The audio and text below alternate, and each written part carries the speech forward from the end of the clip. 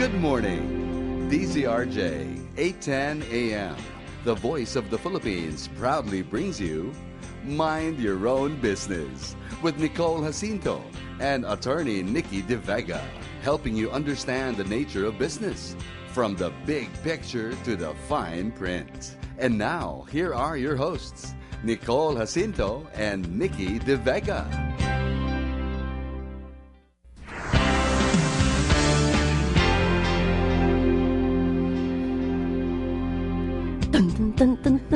Good morning, folks. I'm Nicole Jacinto. And I'm attorney Nikki De Vega. And we're here to help you figure out how to mind your own business. Good morning, Nikki. Oo nga eh. That's really nice music. Actually, no? It's a more energetic Wednesday morning. I mean, I'm more energetic this morning compared to Monday. Oh, okay. Why is that?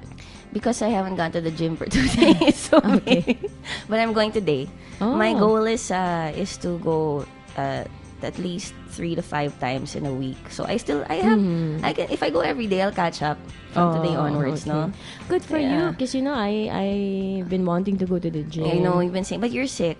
And then my husband also is insisting on going to the gym. But I always tell him na, no, do your work. You're not gonna earn off a good body. Yeah. Diba? Your husband has a good body. As if naman that will get us clients. Yeah. No, it's just for me, it's trying to incorporate the things that we say about balance and all of that. Yes. And but you don't need it kasi you get And we were talking a while ago because I was telling you that I'm feeling under the weather and I've been on antibiotics for days. And I was thinking of going home to rest. But when you're an entrepreneur, you're torn because you want to do a lot of work to the point sometimes that you will sacrifice your health. Diba? So, and you were telling me, I should rest. Kasi it would be very difficult kung it will be a full-blown whatever disease that I have. So no, actually, okay, tip to those people like Nikki who are very, very masipag, or people like me who like you can't stop thinking about it, so you'll work anyway even if you're sick. Sometimes you really just have to step back and get well if you're sick and you're on antibiotics or the doctor tells you bed rest. Just do it for a couple of days. I mean, and and unless there's really, really some kind of emergency, but there's always work left over for tomorrow and the next day and the next day. Like it will never really go away. It will not stop. So you really need to rest because you can, once you recover and you recuperate, you can deal with it much better and much faster. You won't be, you'll be able to catch up. Precisely. And be at your same regular pace. Good advice. Let's see if I'll follow that later. You probably won't. But you'll probably be telling me to mind my own business when it comes to your schedule. But try it. Try resting. I should have listened to you the first time you prescribed me antibiotics. I was taking the wrong antibiotics because I was self-medicating, and you gave this name. Yeah. And true enough, when I went to the doctor, to take that's what she prescribed. Because it targets upper respiratory tract infections. And then for your lifestyle, especially, you can take it 3 days. There's the dosage is 500 milligrams. Once a day, take it at the same time on a full stomach because it can affect your stomach. I think although I'm not a doctor or a pharmacist, just to make it clear to the people, I'm not a lawyer, I'm not a doctor, I'm not a pharmacist. But I think many people are afflicted with this, yung throat infection or upper respiratory. In fact, we have someone here in the station who's sick. We miss her. Get well fast, Ange. I hope I was not the cause. No. It's been going around. Because I know a couple of friends as well who are suffering the same sickness as I am suffering right now. So I think common to ngayon. It is. There was also a time earlier in the year, I think in February, when everyone was getting like the flu or some kind of upper respiratory infection thing also was going around. And then there was a time when the stomach flu was in. It was in a few months ago. And then first you think, another excuse. The favorite, I heard a foreigner tell me before that the favorite excuse of the Filipino for not going to work, this is coming from foreigner, is that they have LBM. And they're like, what's LBM? I'm like, loose bowel movement, diarrhea. But then I was like, well, imagine if you're stricken with it though. You really can't go to work. I mean, if it's a really bad case. And your employer cannot demand that you prove it. Yeah. Prove it!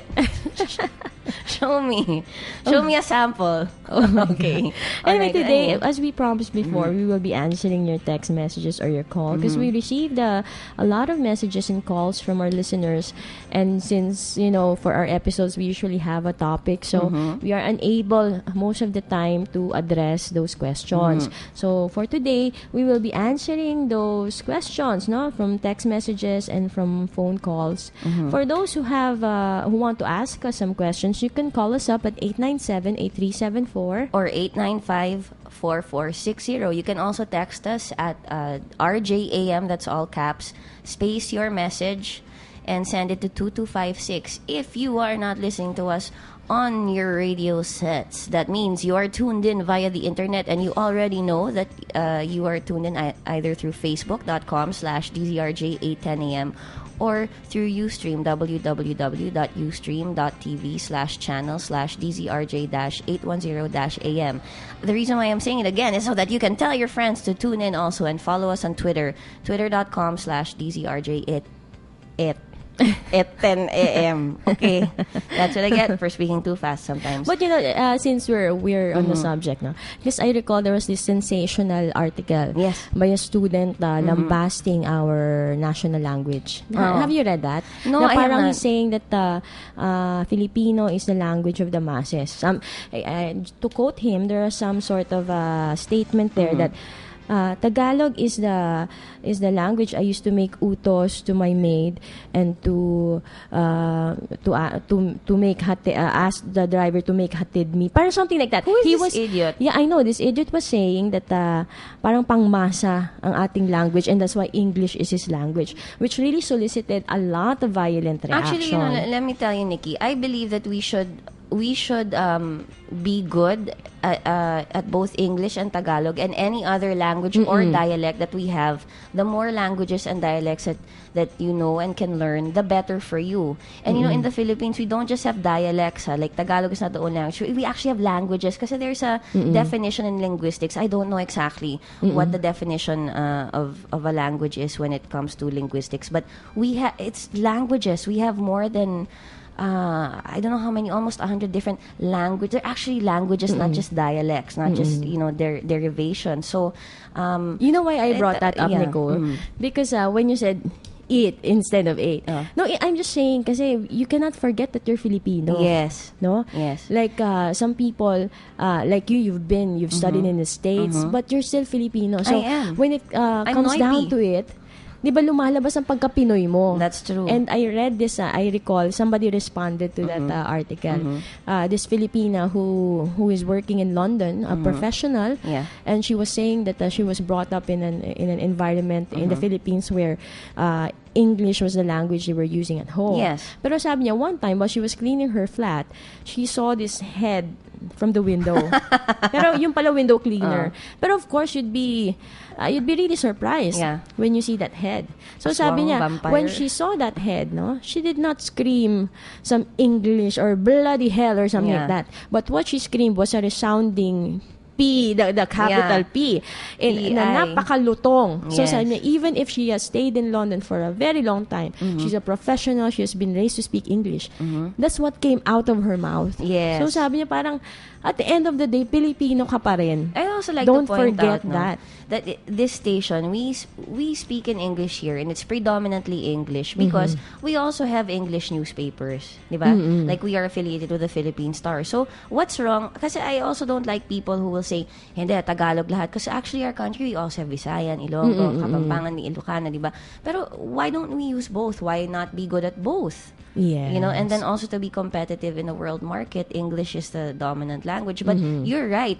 I'm not lambasting Tagalog, and I'm pretty pissed at this student. Where's this article? I want to answer also. Diba parang ako, I am more proficient in wikang Filipino than in English, but I am proficient in both. But I'm not saying that this Filipino is the language of the masses. I use it to correspond with my clients, with professionals, in my everyday dealings with my family. So I don't know what was in the mind of that student, no? Medyo na sobra naman ang kanyang colonial mentality to the point na... As a backgrounder, the way I grew up in our family, we were raised to speak English, Spanish, and Tagalog. And actually, parts of Ilonggo also. But we didn't get to, like, the other members of my family didn't get to spend as much time in Negros and Bacolod as I did. So, and then sometimes you will really, forget some, like, for example, my Spanish, I don't use it that much anymore unless I'm drunk. Haha, just kidding. Or, in the hospital under medication or crying, well, mommy, But the thing is,